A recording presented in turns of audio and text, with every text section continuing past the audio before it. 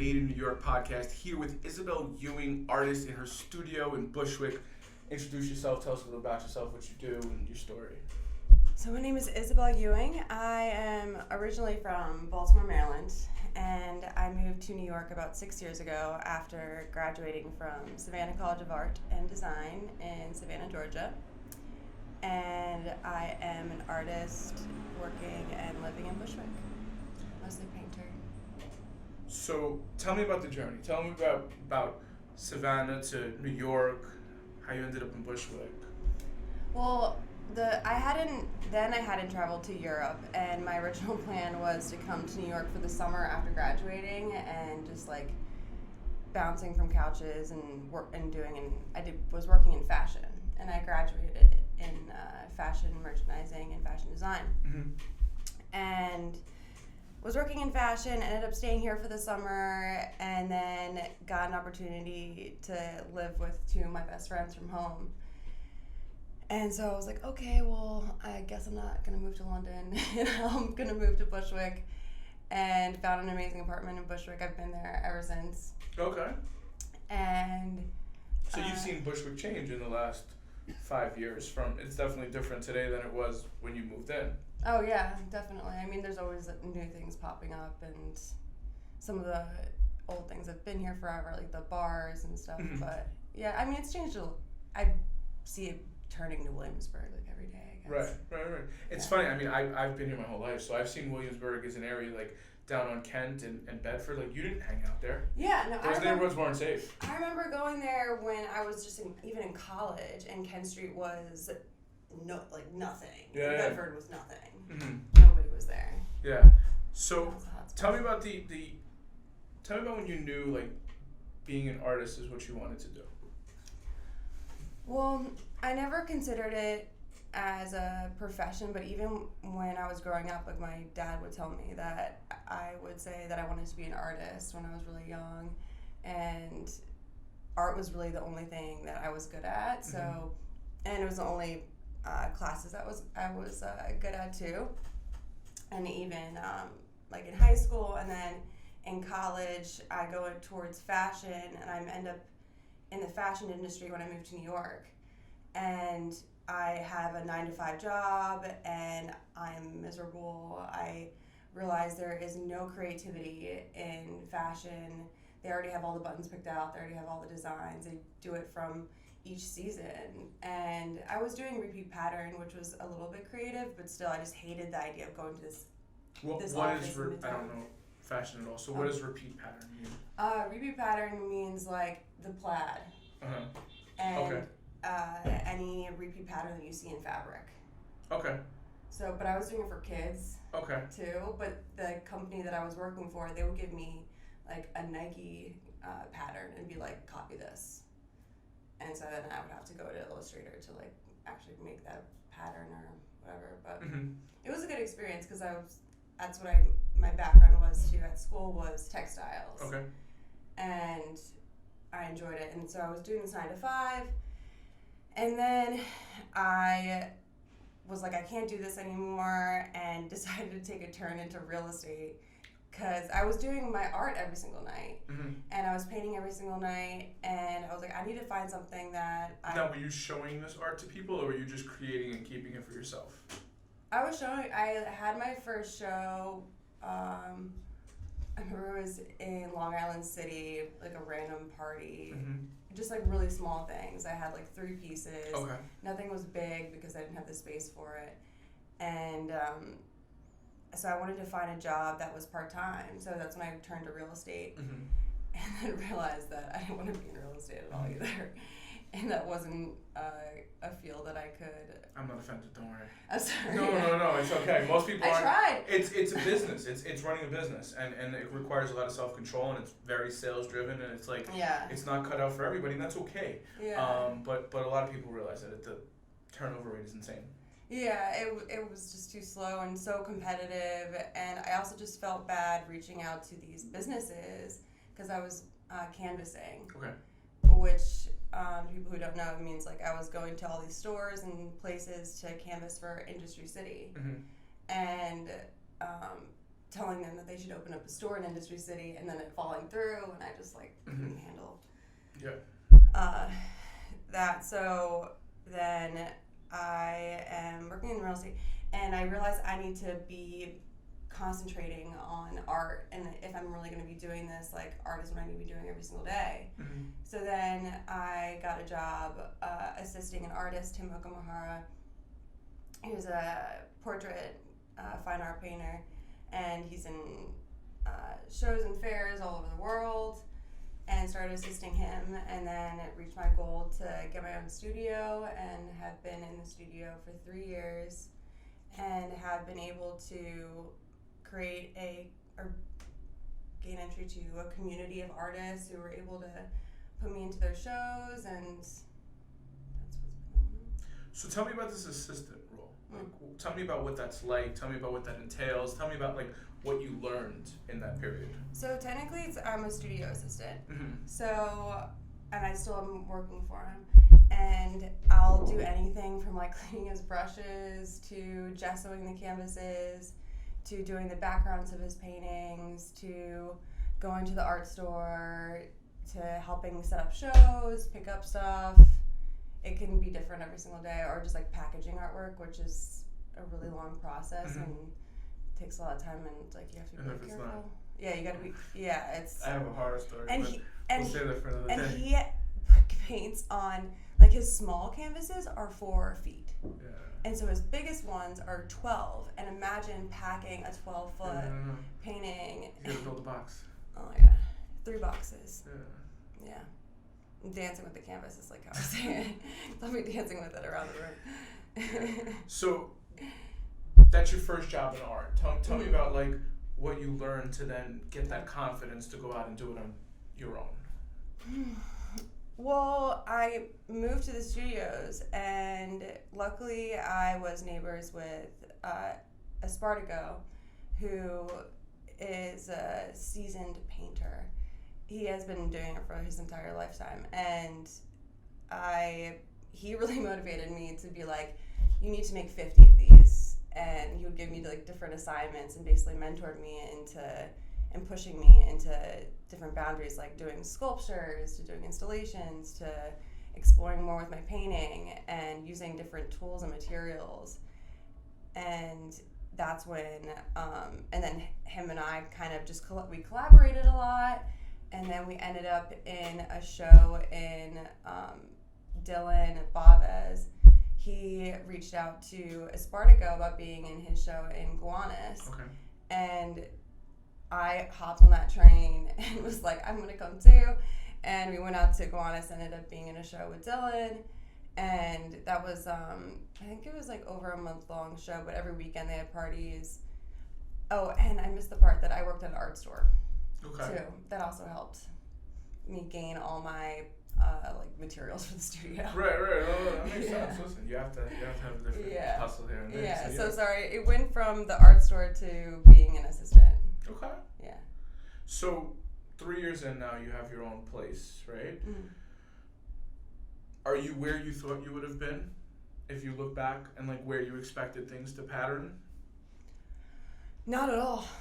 No. So are you further along? Are you not as far? Like, what has that progression been for you, from like a running a business and making a living standpoint? I think I didn't really have any expectations. Mm-hmm. I actually I don't know. My only thought when I first moved in here was to create art and paintings and small works, and then the studio offered to do a mural outside, and that's when I got offered to do my first mural, and then like my career direction took like a huge turn.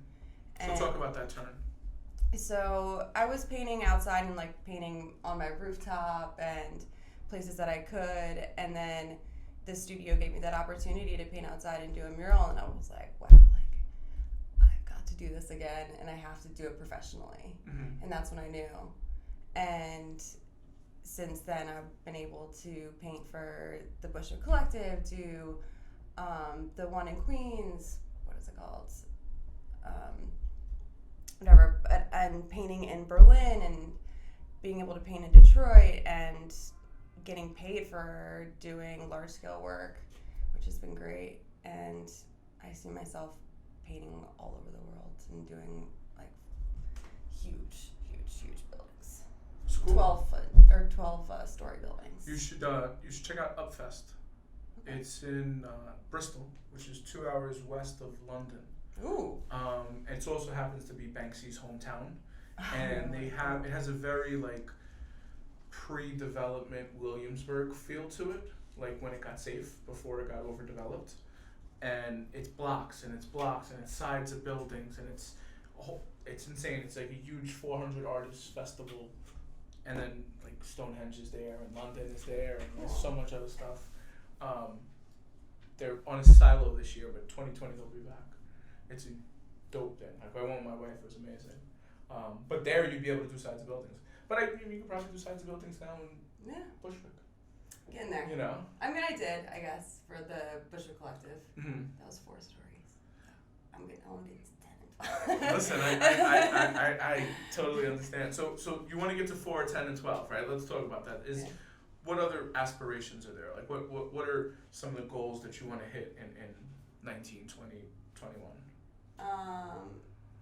In 2020, you mean? Yeah, or in like the next few years, so on. Definitely more murals globally. Mm-hmm. There is a bunch of festivals that are coming up this summer that I really want to get into and be able to paint obviously like in the US, in Denver, in LA, and just like hit all the hot spots, mm-hmm. Paris, London, and Berlin especially, and be able to be at a consistent rate with either doing mural work or selling paintings and not having to do the assistant job mm-hmm. and have so many side hustles. So do you find when you do the murals that you get the inquiries on Instagram from people to commission art? Is that kind of like how it plays out? Definitely, yeah. People will reach out to me more if or even just like them posting pictures of my work really mm-hmm. helps. And even, I don't know, I just love transforming a space, an outdoor space like that. It really mm-hmm. is. And when I'm in the studio, there's a lot of distractions, and there's my phone, there's the computer, there's just like all the unfinished projects I have, or even old paintings that I want to go back to, whereas a wall is just me and the wall mm-hmm. and paint, and that's it. And then the people outside. Do you feel because like the time frame is more like? And the time frame, yeah, I have a deadline. Okay. Yeah, so that really helps too. So talk to me just a little bit about like your creative process. So I see you do a lot of stuff with a few different women, seemingly. Maybe there's more than that, right? Tell me about where that inspiration comes from and what you're talking about through your art. So since I started in fashion illustration was something that I was really passionate about. Like early on when I first moved to New York, I was like, I'm gonna be a fashion illustrator. And I don't know, and doing portraits has always been an interest of mine. And I really love painting women just because, one, there's a lot of paintings of men, and I think women need to be highlighted in a way of strength and beauty, and all types of women too. Like I'd rather paint somebody that is, or I want to paint all races, but if I can paint somebody who's like mixed and you don't know what race she is, that's great mm-hmm. because then it feels like it can touch more people, I think. Mm-hmm. So that's what I want to do, is just like sort of strength and growth within women, and that's it, I think. Cool. So what is something that you're excited about? I know you talked about wanting to do more murals and going international, but what's like something that's in the background that you're like excited about but maybe not pushing on yet? Well, so I started tagging outside. I know mm-hmm. the I know, and I have started putting it on clothes. And in the back, this is exactly what's in the back of my head, is like making that its own brand mm-hmm. and having its own like clothing line and even artworks that are just the I know, and separating that between my own paintings and murals and stuff. So making that into its own brand. I think I need somebody to help me with the business aspect of it, because like I would love to do it, but I would love to do the designing and all the creative work, and I don't want to do any of the Mm-hmm. you know, The business side. the merchandising and like having to order all the shirts, and Mm-hmm. I can do the production part, but Right. yeah, that part. Interesting. I think you'll definitely find. I think life will bring you that partner. Somebody, I mean, I've had people come to me before being like, do you want help with the, like, you should make the I know a thing. Yeah. And, you know, it's like it's, the fire is burning. When it's right. Yeah. That's what I believe. When the moment is right. Yeah. Yeah. So Okay, what? for sure. So you've been in New York for 5 years. How? 6. 6 years. Mm. What do you think of New York? Like, what are your opinions? Frankly, you won't hurt my feelings. Trust Oh me. my gosh. Well, I love New York. Okay. I mean, if you didn't, it'd be okay too. No, I love it. We were just talking earlier about just how it's like, or you said it's like a drug, and it really is. You kind of feel weird. The only part that you feel kind of weird about is, or at least for me, I feel weird relaxing, because I feel like I need to always be doing something. I can't relax in New York City. Yeah, it's really hard. Yeah, It's I really have to hard. leave New York City to relax. Yeah, because you feel the energy, Mhm. and you can't help but like be a part of it and feel the hustle. And that's why I partially moved here, Mhm. is because I wanted to feel that. Like I lived in, I don't want to trash LA, but I lived in LA for a little bit, but I felt like nobody was working. Like that's the energy that I got there. So so I was like, okay, this place isn't for me. Like New York is motivating, it's inspiring. I love the dirty graffiti, or just like even the bad graffiti. Like it just makes me laugh. I love it. The trash I could do without, but that's what makes New York. Right. You know? You can have a whole new night. I went to Times Square to go to this burlesque show that was in the middle of Times Square, and I felt like I was a tourist in my own city. It was great. And that's something that you can always experience in New York. Is like a new experience here. Yeah. No, totally. Like my wife and I went to the Statue of Liberty together for the first time each, like when we first became a couple, and we were mid-30s, like New Yorkers, never been to the Statue of Liberty. I haven't been. I've been around it. Right. Yeah, exactly. Yeah. So do you see yourself dying here? You got the drug, you're addicted, you're growing, you see the vision, you're doing things, obviously you want to make a move internationally. Is New York your like forever home? I always imagined like a cute little house in Queens and getting old there. Mm-hmm. That's what I've imagined, yeah. It will never be in Manhattan. Manhattan's too congested for me. I hate like when you walk outside of your apartment and you instantly got people flying by your face. Like I can't. That's why I love Brooklyn, because you can walk out and it's chill. It's you're not hearing loud noises yet. Yeah. Well, in some neighborhoods. Yeah, depending where you are. Yeah. But in Bushwick it's pretty quiet for the most part. But yeah, I definitely do. I've always been there. I think I'm gonna probably spend a little more time in like the woods, like upstate area. Yeah. But I do see spending a lot of time here. It's I've traveled the world, but just something about this place, it just drives people. And you know what? If you grow up here, and like I'm thinking of your son, he's gonna be the coolest kid. I mean, he already is the coolest kid, but growing up in New York, those people, I'm like, oh, down to you, because you're so instantly cool. I guess that's one thing we take for granted. But listen, I appreciate your time. Thank you so much. Yeah, thank you. And let's talk again soon. Yes, please. Cool.